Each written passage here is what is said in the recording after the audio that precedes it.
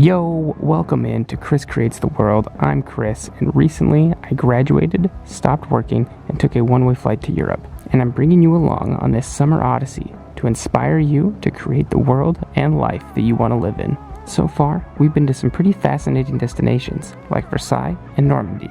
But click subscribe and come hang out because we have a lot of adventure ahead, from Belgium to Bavaria and even up to Scandinavia. But let's jump into this week's video.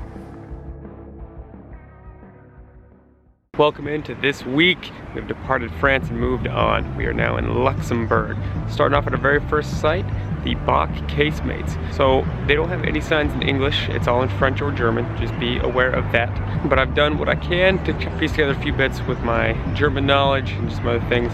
So it said 963 to 1963. I think this was used for 1,000 years. The city is old as can be. It was a huge religious center for a while, through the Middle Ages even, and then it's taken over in different parts of history, but they still have these old structures and stuff when it was an ancient town set up with a whole fortress. So it's kind of cool just to see these old casemates and everything. So Luxembourg is a fairly small country, as you know, super small. They've got the capital city that is Luxembourg.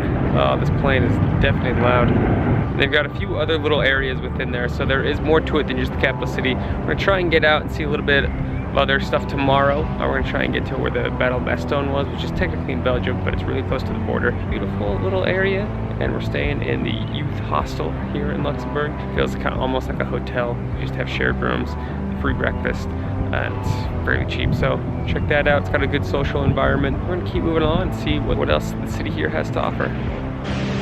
Man, I can just never escape the rain. It rains a lot here in Europe.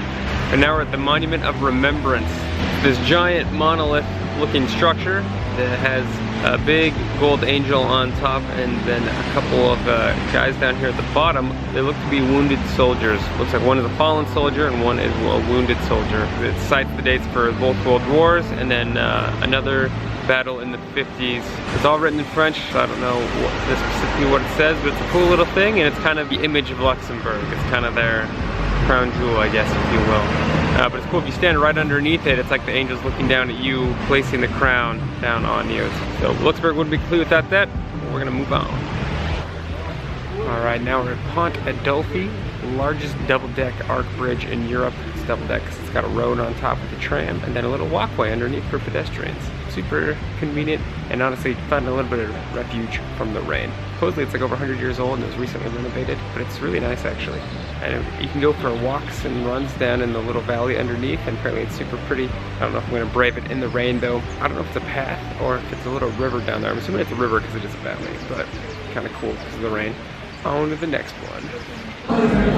All right, now we're at a local brewery because I find the breweries also always have the best food for some reason. And we ordered a very Luxembourgish dish called knedelen met spek. Basically, it's like flour gnocchi, kind of. They fry it in bacon grease and then put bacon on top of it with chives and stuff. So excited to try this one. I don't know exactly what the sauce is, but butter.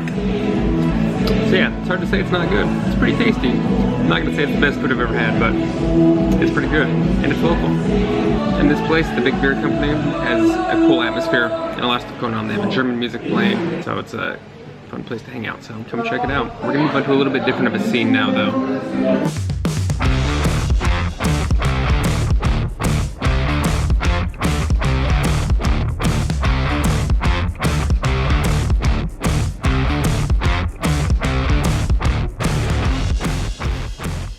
And surprise, the next stop is actually not in Luxembourg, so it is now the next day. And one cool thing about Luxembourg is all the public transit within the country is free, so we were able to get around pretty easily. And we took a train and a bus here to Bastogne, Belgium.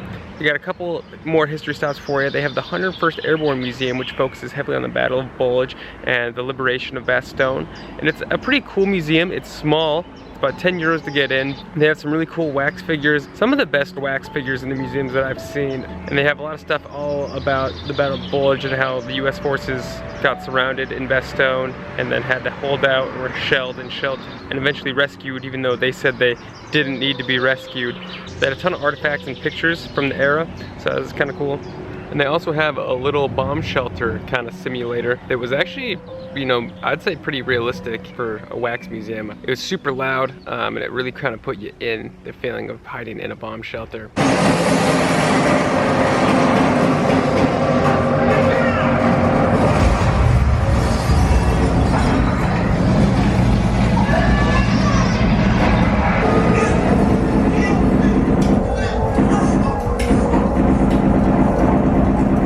Check that out if that's your kind of thing, but if I saw in a Google review if you have PTSD, probably avoid that. On our way to our next location, they just have a little memorial to the nurses that helped in Bastogne. So when it was encircled, a lot of women and men in Bastogne itself helped out with the relief of soldiers and treating wounds. And so there's a ton of nurses from here. You see it in Band of Brothers. They kind of have a little tribute.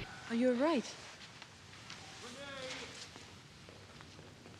But they have a memorial here for the nurses that did it, that were all part of it. And that's where we're stopping to enjoy a nice little lunch. Stopped at a Belgian bakery and got a little pig in a blanket sausage thing, and since we're in Belgium, a waffle. Interested to see how this sausage sort of thing is. It's not bad, it's just what you'd expect. A little sausage and some fluffy, flaky bread. Decided to try this true Belgian waffle. Super sweet because it's glazed with something. Good little lunchtime dessert, definitely recommend. All right, now en route to our next destination, we're gonna go for a little walk in the woods. About a mile up, there's a little detour. We're gonna take a walk in the woods.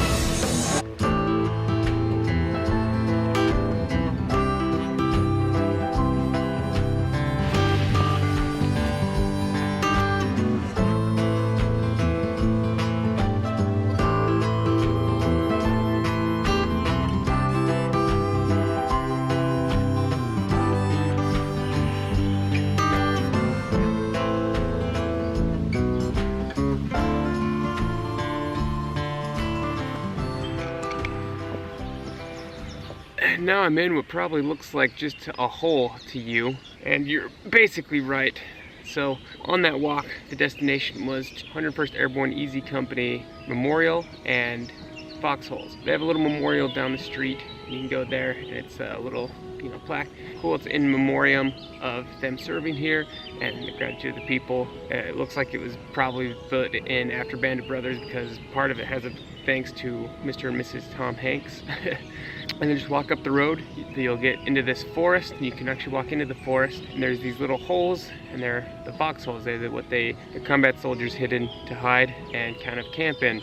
So the actual site is a bit up there. It's closed right now till July or something. They're renovating it, I guess, not the holes themselves, but in order to go, it looks like you're gonna need tickets from the Bastogne War Museum. I'll put the link in the description below. But just south of the actual kind of exhibit where they are, you can walk around in the forest, and there's these little holes here that look like foxholes. They could be, maybe they're German foxholes. They were kind of close to each other, but also could just be from an uprooted tree, could just be some hole somebody dug.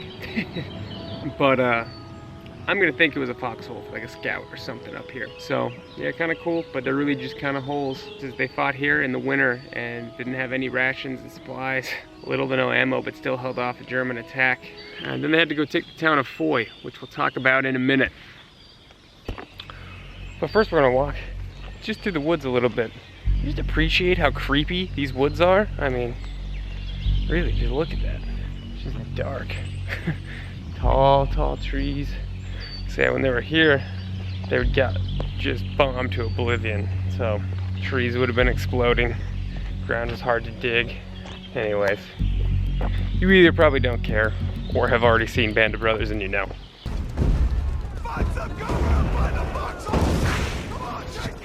On with the tour. All right, we are here in the Belgian town of Foy, close to Bastogne. Now Foy, you've seen Band of Brothers, it's in one of the Bastogne episodes where they assault this little town to take it from the Germans, and they have to run out there and they have to keep moving forward, otherwise they'll just keep dying. We have to keep moving! We've got to keep moving! And the commander has like a breakdown, so they have to relieve him with somebody else. And the new commander runs into the town, links up with the other company on the other side of town, and then runs back all through the German lines. I think they couldn't quite believe what they were seeing. And so they successfully took Foy and eventually won the Battle of the Bulge. So it's kind of a cool little stop. The town is tiny though. There's really not much here. There's some old buildings you can see some bullet holes in. Most of it's kind of built over. They also have one of the temporary American cemeteries here, which you can see behind me. So you saw the cemetery at Omaha Beach in one of the last videos. If not, you can check it out. I'll put in one of these links up here at the end of the video. I mean, and that houses people from all over the war. And so before that, people had died in Battle Bulge here, and so they had these temporary things until 1948 when they moved most of the remains from, you know, St. Lo and other places to Omaha Beach. Kind of a fascinating story there. If you enjoyed this video, make sure you click subscribe. Be a huge deal for me. It goes a long way. We got a lot of fun, interesting videos coming. We've got a few more World War II stops ahead. That's a bit later on though. We're going into Belgium, we're going to a couple music festivals, and up into Scandinavia as well. So make sure you click the subscribe button, hang out around here for those videos and get tips, tricks, all that you need to know for the areas. And this video is dedicated to the family that watched me run around with my toy guns all around the neighborhood and do all kinds of stuff. Cared for my family a ton throughout the years. Scott and Elaine Hardman and all the Hardman family. This one goes out to you guys. Thanks so much for everything. I really appreciate your generous donations to my cause here. You guys are awesome. Love you guys so much. I hope you guys have kind of enjoyed this historical walkthrough with me. This has been a really big thing in my life that I have wanted to create. I've been fascinated by it ever since I was a kid. And so when I say go create the world at the end of every video, that's what I mean. Those dreams that you have, just go do them. A big modern thing is manifestations and putting it out to the universe, and life will give you what you want. And that's kind of a modern way of saying prayer and faith, you know, putting it out there. But whatever you believe in, whatever your truth is, you know, put the work in and make plans and go create your world. That's the important part. Create the world you want to live in. So that's what I mean at the end of every video when I say go create the world.